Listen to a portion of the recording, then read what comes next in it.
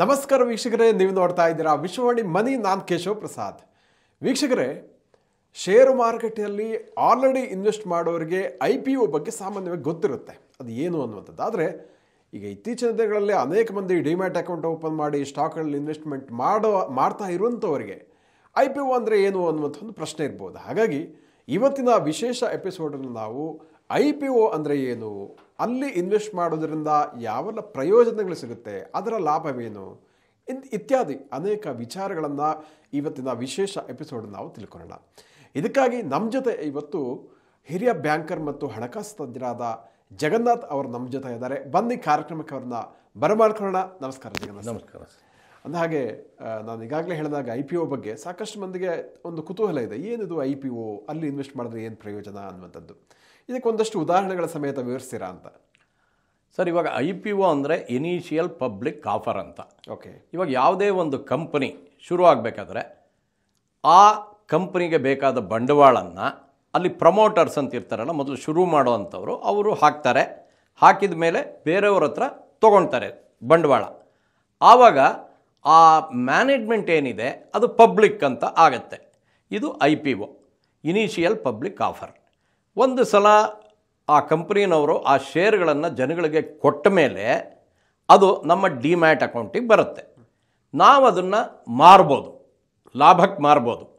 ಇವಾಗ ಒಂದು IPO ಏನಾದ್ರೂ ಮಾಡ್ತಾರೆ ಅಂತ ಹೇಳಿದರೆ, ₹100 ಒಂದು ಶೇರ್ಗಿದ್ದರೆ ₹100 ಆ ಕಂಪ್ನಿನವರು ಮಾರ್ಬೋದು.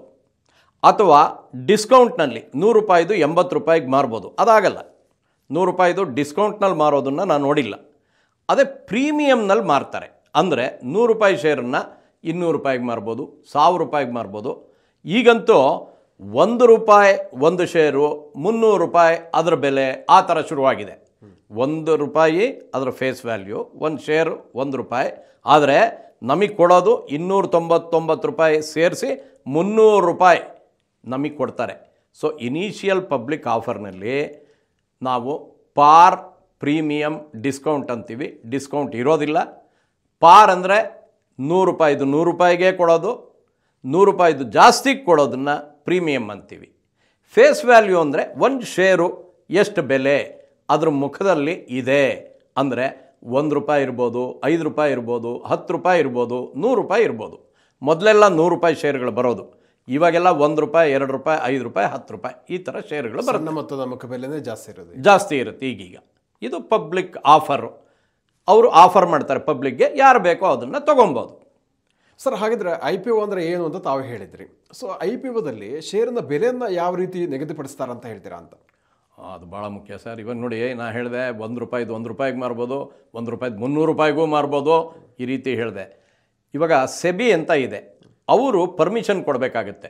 ಆ ಪರ್ಮಿಷನ್ ತೊಗೊಳ್ಳೋವಾಗ ಈ ಕಂಪ್ನಿನವರು ಈಗ ಎಷ್ಟು ಲಾಭ ಮಾಡ್ತಾ ಇದ್ದೀವಿ, ಅಥವಾ ಹೊಸ ಕಂಪ್ನಿನ ಮುಂದೆ ಎಷ್ಟು ಲಾಭ ಮಾಡ್ತೀವಿ, ಮುಂದೆ ಏನು ನಮ್ಮ ಫ್ಯೂಚರ್ ಇದೆ, ಇದು ಯಾವ ರೀತಿ ಸಮಾಜಕ್ಕೆ ಒಳ್ಳೆಯದಾಗುತ್ತೆ, ಸರ್ಕಾರದವರು ಹೇಗೆ ಬೆಂಬಲಿಸ್ತಾರೆ, ಇವೆಲ್ಲ ವಿಚಾರಗಳನ್ನು ಪಬ್ಲಿಕ್ ಆಫರ್ನಲ್ಲಿ ಕೊಡಬೇಕಾಗುತ್ತೆ ಜನಕ್ಕೆ. ಅದ್ರ ಮೊದಲು ಸೆಬಿ ಹತ್ರ ಅಪ್ರೂವಲ್ಲಿ ಕೊಡಬೇಕಾಗತ್ತೆ.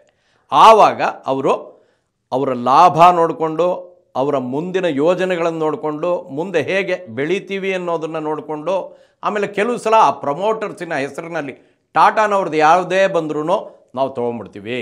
ಈ ರೀತಿ ವಿಚಾರಗಳ ಮೇಲೆ IPOನ ಬೆಲೆ ನಿಗದಿಪಡಿಸ್ತಾರೆ. ಓಕೆ ಸರ್, ಇವಾಗ ಒಂದು ತಾವು ಹೇಳಿದರೆ IPOನಲ್ಲಿ ಯಾವ ರೀತಿ ಬೆಲೆ ನಿಗದಿ ಆಗುತ್ತೆ ಅನ್ನುವಂಥದ್ದು. ಈಗ ಇತ್ತೀಚಿನ ವರ್ಷಗಳಲ್ಲಿ ತುಂಬ ಕಂಪನಿಗಳು IPO ಮೂಲಕ ಶೇರ್ ಮಾರುಕಟ್ಟೆಗೆ ಎಂಟ್ರಿ ಆಗುತ್ತೆ. ಸೊ NS ಇರ್ಬೋದು, BSNL ಇರ್ಬೋದು, ಇಲ್ಲಿ ಅದು ಲಿಸ್ಟ್ ಆಗುತ್ತೆ ಮತ್ತು ಸೆಕೆಂಡರಿ ಮಾರ್ಕೆಟಲ್ಲಿ ಶೇರ್ ಸಿಗುತ್ತೆ. ಸೊ ಇಂಥ ಸಂದರ್ಭದಲ್ಲಿ ರಿಟೇಲ್ ಹೂಡಿಕೆದಾರರು IPOದಲ್ಲಿ ಪಾರ್ಟಿಸಿಪೇಟನ್ನು ಹೇಗೆ ಮಾಡಬೇಕಾಗುತ್ತೆ, ಅವರು ತಿಳ್ಕೊಳ್ಬೇಕಂತ ಅಂಶಗಳು ಏನು ಅಂತ? ನೋಡಿ, ಇವಾಗ ನಾವು IPOಗೆ ದುಡ್ಡು ಹಾಕಬೇಕಾದ್ರೆ 2 ರೀತಿ ಇದೆ.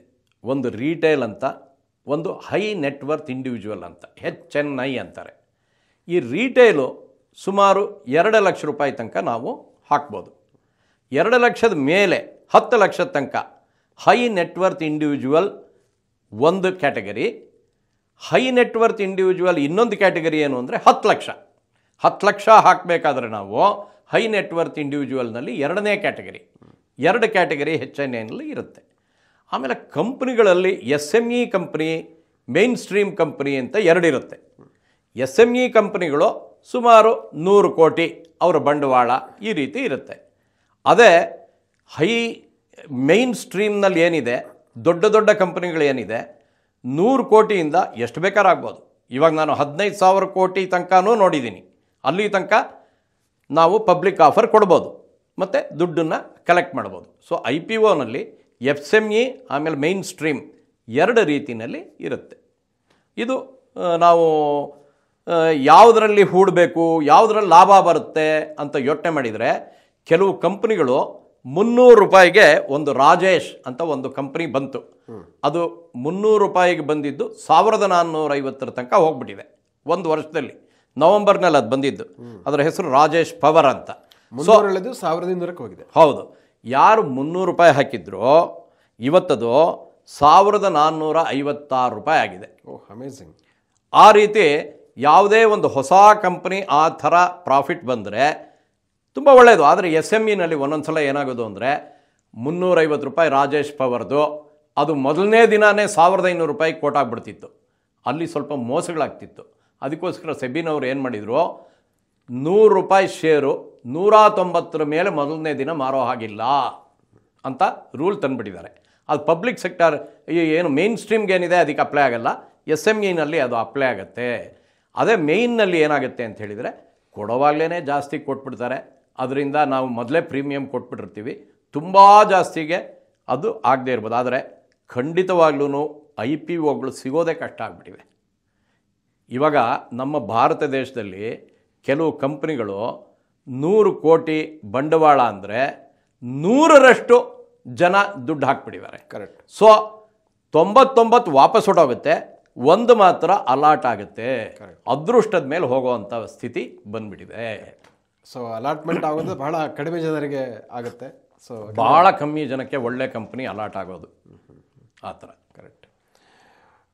ಹಾಗಾದರೆ ಈಗ ಓಕೆ, ಅಲರ್ಟ್ ಆಗುವಂಥದ್ದು ನಂತರ ಪ್ರಶ್ನೆ. ಈಗ IPOನಲ್ಲಿ ಹೂಡಿಕೆ ಮಾಡೋಕ್ಕಿಂತ ಮುಂಚೆ ಒಬ್ಬ ಹೂಡಿಕೆದಾರ ಏನೆಲ್ಲ ತಿಳ್ಕೊಳ್ಬೇಕಾಗುತ್ತೆ? ಈಗ SME ಒಳ್ಳೇದಾ ಅಥವಾ ದೊಡ್ಡ ಕಂಪನಿಗಳದ್ದು IPO ಒಳ್ಳೇದಾ? ಯಾವುದು ಬೆಟರ್ ಅಂತ ತಮ್ಗೆ ಅನ್ಸುತ್ತೆ? ಅಲ್ಲ, ಯಾವುದೇ ಒಂದಾದರೂ ಪಬ್ಲಿಕ್ ಆಫರ್ ಅಂತ ಅವರೆಲ್ಲ ವಿಚಾರಗಳನ್ನು ಕೊಟ್ಟಿರ್ತಾರೆ. ಅವುಗಳನ್ನೆಲ್ಲ ತಿಳ್ಕೊಬೇಕು. ಪೇಪರ್ಗಳಲ್ಲೆಲ್ಲ ಸಜೆಷನ್ಸ್ ಬರುತ್ತೆ. ಯಾರಾದರೂ ಪ್ರಾಜ್ಞರನ್ನು ಕೇಳಬೇಕು. ನಮಗೆ ಗೊತ್ತಿದ್ದರೆ ನಾವೇನೇ ನೋಡಿಕೊಂಡು IPOಗೆ ಹಾಕ್ಬೋದು. ಸುಮಾರು IPOಗಳು ಬರುತ್ತೆ. ಅದರಲ್ಲಿ ಕೆಲವು IPOಗಳು ಮಾತ್ರ ತುಂಬ ಚೆನ್ನಾಗಿರುತ್ತೆ.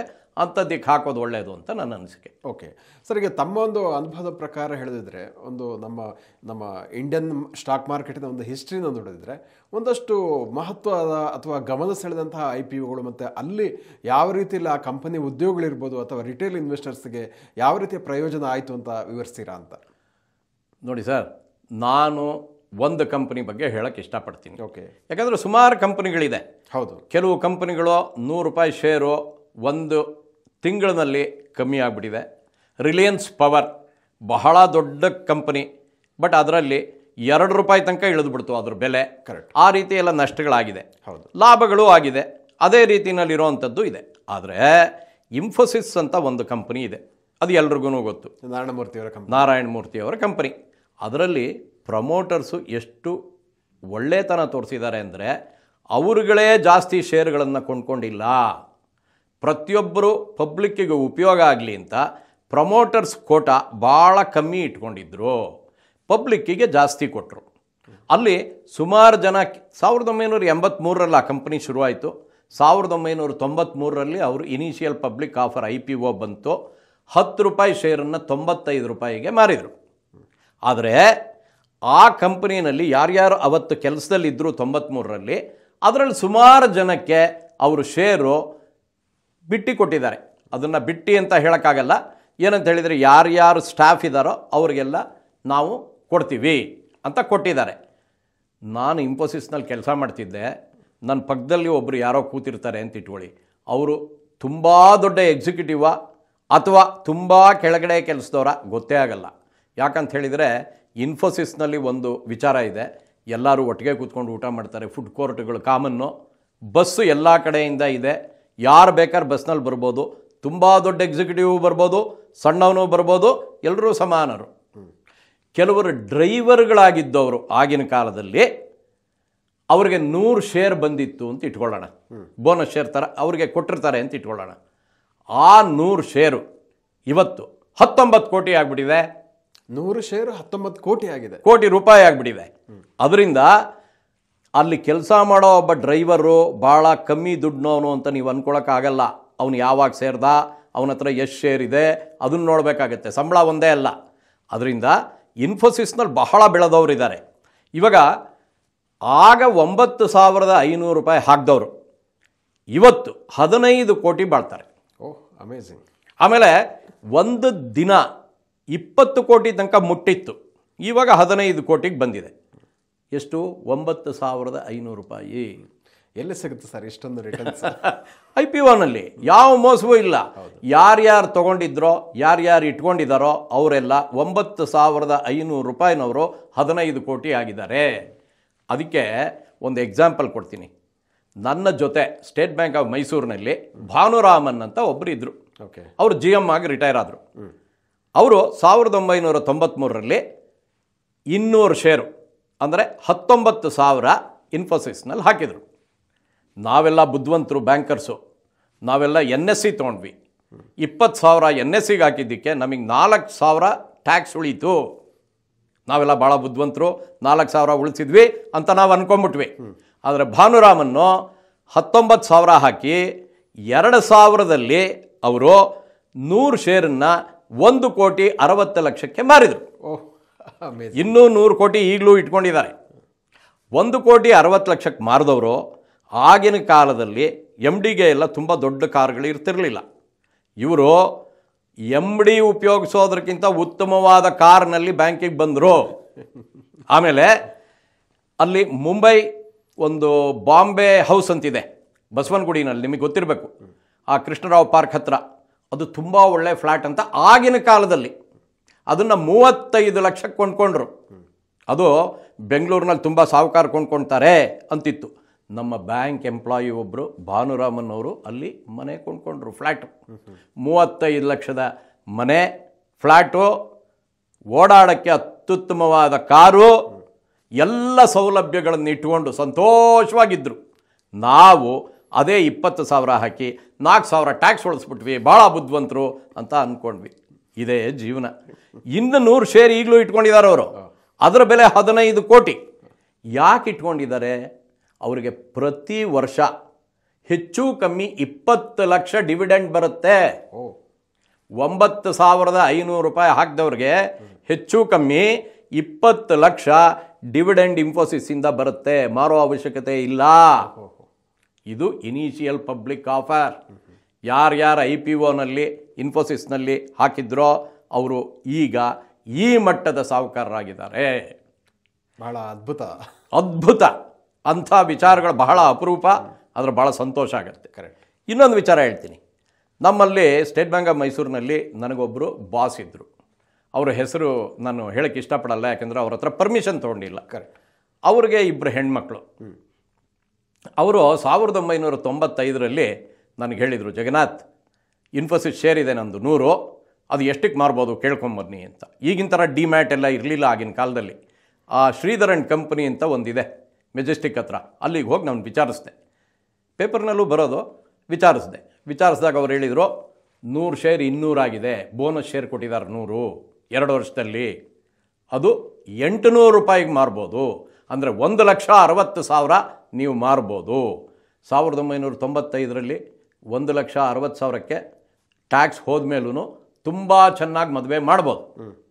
ಅವ್ರ ಮಗಳು ಬಂದಳು, ಅವರು ಬೌದ್ಧರು. ಅವ್ರ ಮಗಳು ಕಲ್ಯಾಣರಾಮನ್ನನ್ನು ಮದುವೆ ಆಗ್ತೀನಿ ಅಂದ್ಲು, ಅಂದರೆ ಹಿಂದೂ. ಅದರಿಂದ ಅವರು ಅವರ ರೀತಿಯಲ್ಲಿ ಮದುವೆ ಮಾಡೋಕ್ಕಾಗಲಿಲ್ಲ. ಒಂದು ಛತ್ರ ತೊಗೊಂಡು ಮದುವೆ ಮಾಡಿ ಆಗಲಿಲ್ಲ ಶಾಸ್ತ್ರೋಕ್ತವಾಗಿ. ಅದರ ಬದಲು ಅವರು ಆರ್ಯ ಸಮಾಜನಲ್ಲಿ ಮದುವೆ ಮಾಡಿದರು. ಆಮೇಲೆ ಒಂದು ಗುಜರಾತಿ ಥಾಲಿ ಎಲ್ರಿಗೂ ಕೊಡಿಸ್ಬಿಟ್ರು. ಆಗಿನ ಕಾಲದಲ್ಲಿ 35 ರೂಪಾಯಿ ಒಂದು ಥಾಲಿ ಕೊಡಿಸ್ಬಿಟ್ರು. ಅದರಿಂದ ಅವರು ಇನ್ಫೋಸಿಸ್ ಶೇರ್ ಮಾರಲಿಲ್ಲ. ಮಾರದೆ ಹಾಗೆ ಇಟ್ಕೊಂಡ್ಬಿಟ್ರು. 2000ದಲ್ಲಿ ನಾನು ಅವರನ್ನು ಭೇಟಿಯಾದೆ. 2000ದಲ್ಲಿ ನಾನು ಬೆಂಗಳೂರಿಗೆ ವರ್ಗ ಆಯಿತು. ನಾನು ಭೇಟಿಯಾದೆ ಒಂದು ಮದುವೆನಲ್ಲಿ. ಆವಾಗ ಕೇಳಿದರು, ಜಗನ್ನಾಥ್, ನನ್ನ ಬೆಲೆ ಗೊತ್ತಾ ಅಂತ. ಸರ್, 1,60,000 ಸರ್ ನಿಮ್ಮ ಬೆಲೆ ಅಂತ ಹೇಳಿದೆ. ಆಮೇಲೆ ಎ.ಕೆ. ಜಗನ್ನಾಥನ್ ಅಂತ ನಮ್ಮಲ್ಲಿ ಮ್ಯಾನೇಜಿಂಗ್ ಡೈರೆಕ್ಟರ್ ಇದ್ದರು. ಅವರ ಮಗನ ಮದುವೆನಲ್ಲಿ ಇವರು ಭೇಟಿಯಾದರು. ಭೇಟಿಯಾದ ತಕ್ಷಣ ತಿರ್ಗಾ ಕೇಳಿದರು, ಜಗನ್ನಾಥ್ ನನ್ನ ಬೆಲೆ ಎಷ್ಟು ಗೊತ್ತಾ? ಸರ್ ಇವತ್ತು 6 ಕೋಟಿ ಸಾರ್ ಅಂತ ಹೇಳಿದೆ. ಆಮೇಲೆ ಮತ್ತೊಂದು ಸಲ ಭೇಟಿಯಾದಾಗ ಅವ್ರು ನನ್ನ ಬೆಲೆ ಎಷ್ಟು ಗೊತ್ತಾ ಅಂತ ಕೇಳಿದಾಗ ನಾನು ಹೇಳಿದೆ, ಸರ್ ನಿಮಗೆ ಇವಾಗಲೇ ಭಾಳ ವಯಸ್ಸಾಗ್ಬಿಟ್ಟಿದೆ ಸರ್, 96ರಲ್ಲೇನೋ ನೀವು ರಿಟೈರ್ ಆದ್ರಿ, ಅದರಿಂದ ನೀವು ಅದನ್ನು ಮಾರ್ಬಿಡಿ sir, leave rich don't die rich ಅಂತ ನಾನು ಹೇಳಿದೆ. ಅವ್ರು ಮಾರಿದರು, 9 ಕೋಟಿಗೆ ಮಾರಿದ್ರಂತೆ. ಅದರಲ್ಲಿ ಟ್ಯಾಕ್ಸ್ ಹೋಯಿತು. ಇಬ್ಬರು ಹೆಣ್ಮಕ್ಳಿಗೂ ಎಷ್ಟು ಬೇಕೋ ಅಷ್ಟು ದುಡ್ಡು ಕೊಟ್ಟರು, ಇವರು ಎಷ್ಟು ಬೇಕೋ ಅಷ್ಟು ಇಟ್ಕೊಂಡ್ರು, ಸಂತೋಷವಾಗಿದ್ದರು. ಇದು ಇನ್ಫೋಸಿಸ್ ಶೇರಿನ ಕಥೆ ಸರ್.